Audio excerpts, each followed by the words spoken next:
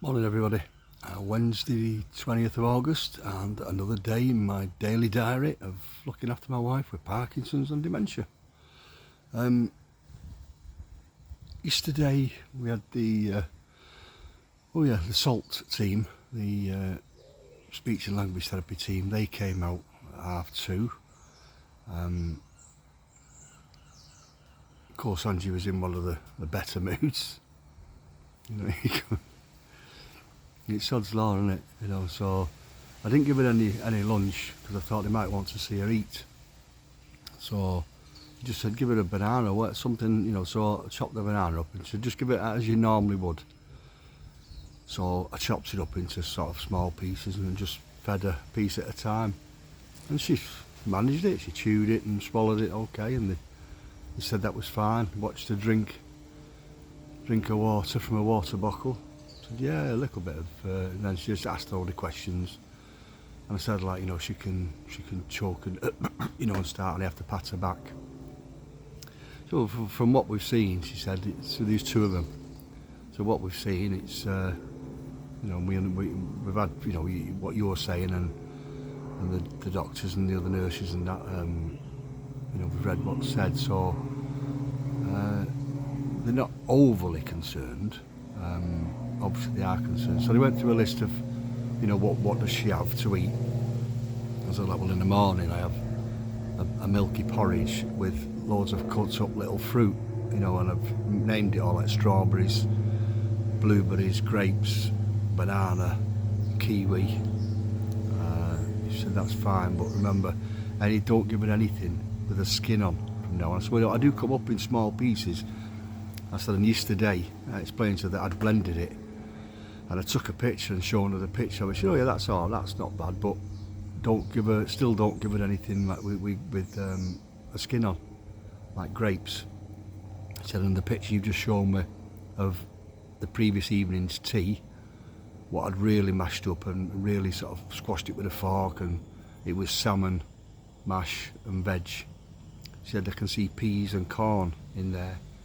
So don't give it out like that, because again they've got a skin on. If the skin comes out, and it can just go down the other way, and that's what can cause the choking. So yeah, it was a bit of a learning curve for me. Toast, don't give it any toast. So they went away and said, I'll get it all. I'll put down in writing for you, and all the do's and don'ts and suggestions. So I said, well, email it me please. I told her because she can't go back to the day centre now until they get some sort of an okay from yourselves. So she said, right, I'll get it. I said, well, send it by email. So I'm really hoping that comes today. If I've not got it sort of by lunchtime-ish, I might chase it up. It might become a bit of a pain in the so-so, because I really could do with it today. And that way I can get her back in the day centre tomorrow, because it's been hard this week. I know I've only missed Monday, but it sort of started last Thursday, didn't it? My day was cut short last Thursday. And yesterday it was right from Precious coming and getting her up yesterday morning, getting her washed and dressed. And then she had a breakfast. And then she was very, very fidgety. I actually took her off the dining chair and put her in a wheelchair and put the dining chair behind her head with a cushion, like a throw, to stop her head keep coming back. But she was really fidgety. She was rocking backwards and forwards on the wheels on her. It was only the high back dining chair that was stopping her going over backwards. And then she nodded off at a point. So I'm in and out, sort of putting washing in and hanging it out and bringing it in, and no thoughts of washing, doing what I'm doing. And then I walked past at one time, she turned the chair around for somehow, still asleep. I don't know how she'd done it. So it's just constant. So I could do with that break tomorrow, and then all night, last night again, this sundowning.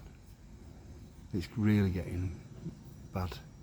I mean, she doesn't even watch any TV now. Eyes are closed, head's back, and body's going, and she's rolling and fidgeting. Legs are going. She can't get comfort. She's sitting on the edge of the couch, then she's trying to lie back. I'm trying to lie her back. I said, lie across the couch that way. Put your head on my lap and your feet over there. Oh, fidgeting and fidgeting. Really, really bad. And then I saw give her tablets. I give her 8 o'clock tablets. And I said, right, I give her one of them CBD oil capsules last night. I did the night before as well, to be honest. Give her that about 9ish. You know, I thought I'd give her her own medication time to kick in.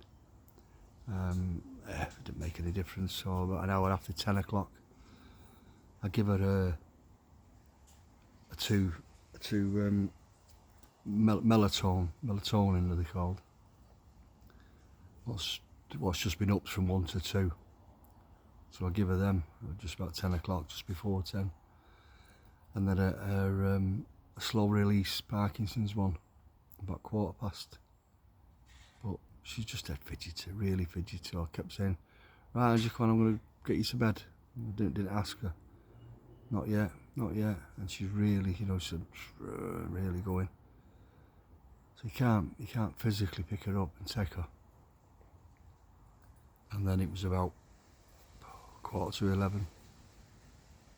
So I want to go to bed. Right, so I don't need asking twice. So I gets her up, right, gets her to the bathroom just to change her first, and of course then she needed the loo. So she sat on the loo then, waiting for ages. So I'm backwards and forwards. I did not long because she's had my shower, remember, I still hadn't finished doing properly. So we're waiting for ages while she's on the toilet. So, right, Angie, come on, it's 20 minutes now, you're not doing anything. I was standing up, start getting her dressed, and then she started, I want the toilet again. So put her back on the toilet, and then she did something on the toilet then, but it was like half an hour. Then I had to start washing her down again. And it was at that point I said, Angie, listen, I'm not shouting at you, because I wasn't raising my voice. I would just, oh, come on, Angie, I've got to do it like that. I'm getting tired. I need to sit down and have a half an hour. I just said, you do realise, I said, I'm going to need a break. Because it's hard to broach that, you know, it's right, I want to put you in a, you know, somewhere else for a couple of nights. It's hard to bring that up. You know, so last night was the ideal situation. I thought, well, if she doesn't understand, if she's not quite understanding what I'm saying, I can always bring it up again. I said, you do realise I'm tired? I said, it's so hard. I said, at some point I'm going to need a bit of a break, just so I can get some night, you know, a good bit of sleep. You know, so she just said, I feel sorry for you, just like that. I do feel sorry for you, like that. You know, so I thought, well, do you remember a conversation the other week with one of the nurses about me getting some, it's called respite. You know, so she was listening, she weren't acknowledging anything. I said, so I was speaking to somebody today, because I'd spoke to Heidi about the, you know, getting that list of care homes, respite homes that I can use, and she sent it over. So I said, I'll speak it. So I said, tomorrow, I said, I'm going to ring round and we'll go and have a look at one. Is that all right? And she just give it thumbs up, something like that. So I'll bring it up again this morning, make sure she's still got it, you know, in her head. I don't think we'll get out today, you know, because we've got the cleaner and then we've got the sitter coming. Oh no, then I'm going to do my shopping out and I'm going to sneak off and get half an hour's break and go for a coffee myself this afternoon. So I might just ring round this afternoon and have a chat, because I did, my social worker said, if you find somewhere, or when you find somewhere, just let me know who it is and the times and the dates you've agreed with, and I can get it, you know, booked in. I'll get in touch with them rather than waiting for her to get in touch with me, because she's been really helpful, Heidi, really, extremely helpful. So yeah, so that was another bit of good news. So I don't know whether to, you know, I'm hoping Angie gets to the day centre tomorrow, but if not, then I'm going to have a ride round. There's one close by that's been recommended by Lydie said it was nice because I brought it up, but it's recommended by the owner of the care centre. He has nothing to do with it, but he said, like, so we pick up a lot of the people that come here. We go around picking people up from some of the care homes, from the nursing homes, and that's one of them. I forgot what he called it now. I've got it wrote down. He said, and they're always ready on time. They're always fully dressed properly. Like occasionally we'll pull up, and they're like, they're not, oh, we're not quite ready yet, or one of them will turn up and he's not got his belt on, or that sort of stuff where they're a bit rushy. So this company, autumn something, I think Autumn Leaves, I think it's called. So they're spot on. So they're really nice. So I'll give them a ring, and I'll not make an appointment to go. He said, just turn up at these places if you're having a ride round. He said, don't make an appointment, just turn up and say you've called on the off chance. He said, and they should, unless it's some sort of emergency, they should let you have a walk round, and have a look. If they don't, I said, scratch it off your list. So don't bother at all. So yeah, that's what I'm going to do. Yeah, and then that bed rail turned up with that crash mat. Now, the fella put it on, but to be honest, it's in my road now. It's in my road when I'm trying to move Angie onto the bed. So I think I'm going to take that off. I'm going to take it off. And when I went in this morning to check her, give her an 8 o'clock tablets and check on her, she'd actually rolled the other way, because I've got it at both the beds and I shoved right up, but her arm had gone down in between the two beds. So I'm trying to pull her out. And she said, my arm's sore, which it would be because it was like wedged between both the beds. So I don't know whether to put it on the other side. Because I've got that crash mat, that's turned up. Crash mat, whatever it's called. But a big thing, what lay at side of bed. So I'm happy with that. Just put that down when she gets in bed, and then take it up when she's not. So I am going to take that handrail off. Because the bed's dead low anyway. Once she's in bed, I'll be dead low. So she ain't going to hurt herself. It's just a case of, if she gets out and stands up, but she could get out and stand up anyway. So I'll have to cross that bridge when I get to it. So yeah. So that was my day yesterday. Today I'm looking forward to just a half an hour coffee this afternoon. I'm going to get after my shopping, even my shopping. Get me. Debbie comes at about 2 o'clock, I think. Yeah, 2 till 5. So I'm going to try and get out of here for 15:15. Normally you do all the chatting and niceties and that, and it's going to be 5:30 sometime. So I'm going to say I'm rushing, Debbie. I'm going to get out about 2:15, I think, hopefully, and I can get back about 4:30, 4:45 and start Angie's tea. Yeah, so things are going in the right direction anyway, aren't they?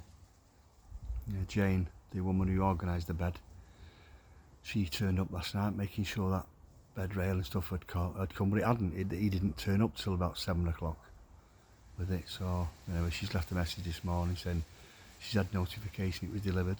So good luck, any problems, give me a ring. She's left me a mobile number as well, so which is unusual. So I've got a few personal mobile numbers now. I've got Jane's, I've got Heidi's, I've got Hannah's, and Jackie the PD nurse. So yeah, so I'm doing something right.